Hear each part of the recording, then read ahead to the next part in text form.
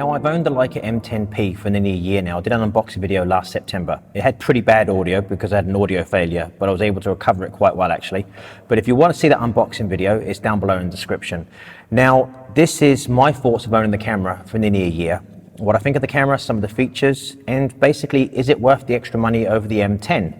So let me talk about why I have this camera and what this camera is used for. Now, obviously, I'm a commercial photographer. I shoot mostly sports and anything in the bicycle industry and other stuff.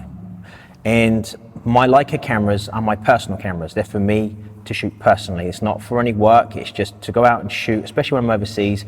I can carry an M10-P or an M6, which is in here, with me, and I can just swap between the two. So I can go from film to digital quite easily. And the cameras are basically identical. This design hasn't changed since the M3 basically. The M cameras all the way up to the M10-P have basically stayed the same, and my M6 is the same as well. So I can pick them up, swap between the two, and I can shoot. I have this kind of muscle memory, I guess you could say. You know exactly where everything is, what to do, and it just makes the process a lot easier. I do like to shoot a lot of film, but I also like to shoot digital. And that's the reason why I own the digital M cameras. Now, I had the M10. I got rid of that to get the M10-P because there was a few features that I wanted, but not necessarily all the features I use. So the M10-P is different to the M10 externally. Internally, it's exactly the same camera. It's exactly the same sensor, same ISO, same frames per second, which is 5 frames a second, which isn't too bad on a camera like this. Internally, it's exactly the same camera. It's externally and some of the other features that make it different. And outside, it's matte black and it's missing the red dot. So what you basically see there, that screw is the rangefinder adjustment screw, which is normally hidden underneath the red dot. But on here, you can see it. It has this beautiful white engraved lettering on top, which goes right back to the M3 days. On the back, you just have made in Germany, which these are handmade in Germany, these cameras. And it's a brass body. It has this matte black finish. We'll get to that in a minute about the matte black finish. Also on the hot shoe, you have Leica M10-P. Now, I've never seen anybody actually talk about the hot shoe cover, which is this.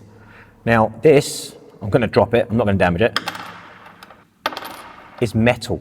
I've never seen a hot shoe cover made of metal from a manufacturer, so it always stays in there and it never gets removed because I'm quite worried about losing that because I have no idea how much that will cost to replace. Knowing Leica, quite a few $100s. But I don't actually use an EVF. I don't like the center EVF on my M cameras.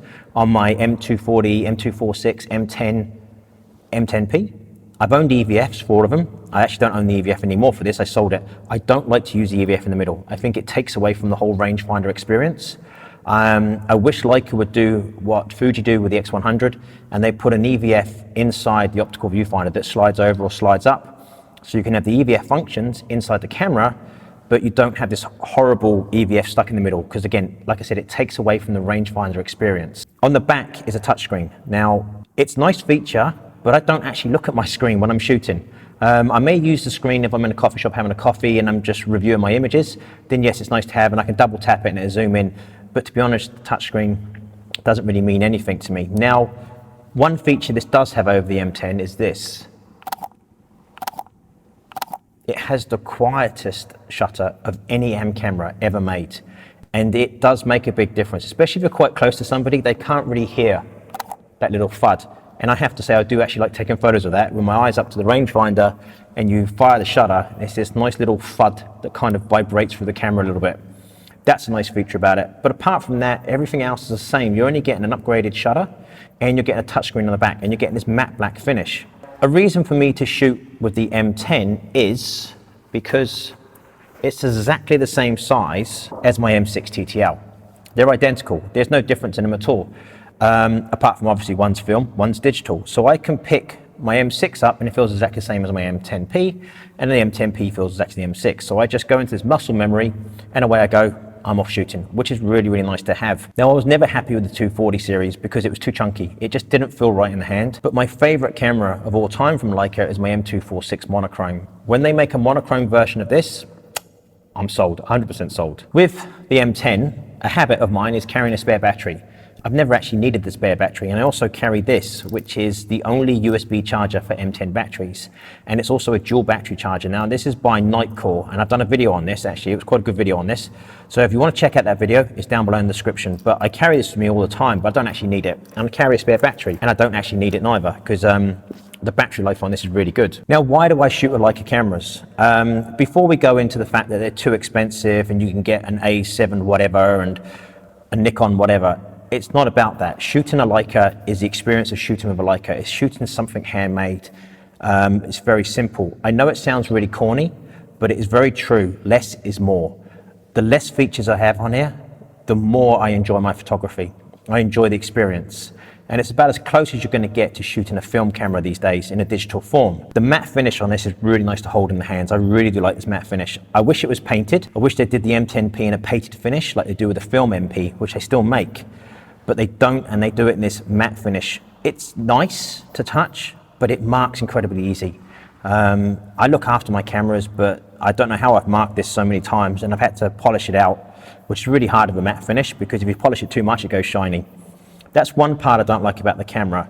To be honest, it's just an M10 with the badge missing and in the matte finish and the Quietest Shutter. The shutter does make a difference. Like I said, I do enjoy that shutter.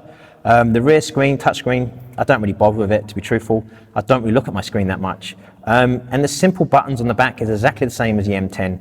Now, like I said, less is more, and it's nice that you can just pick up the camera, you can put it in the ISO you want, you can put it on the shutter speed you want, and then you've got your aperture on the front, and you have to manual focus these cameras. And that's the whole experience of Leica cameras.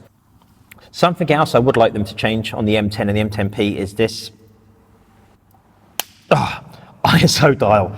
It's too stiff. You really have to dig your nails and push it up. It should be a much more gentle, fluid process, but I guess Leica have the reasons for it. So if you're looking for an M10, I'd go for an M10 and put the extra money you're going to save on buying this into another lens. But if you want an M10P, you can't go wrong with this. This camera is just absolutely beautiful, and it's held up quite well, to be honest, for 11 months use. It's just that the matte finish does mark quite easy. So that's it, basically.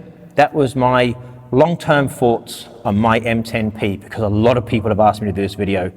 Now, I am looking at buying another Q. I don't know if I'm going to buy a Q, QP, or Q2. I might go QP, actually. I do like the look of the QP. But again, does it mark as easy as this, or is it a different finish? What do you guys think? Q, QP, or Q2? Is the Q2 worth the extra money for 47 megapixels?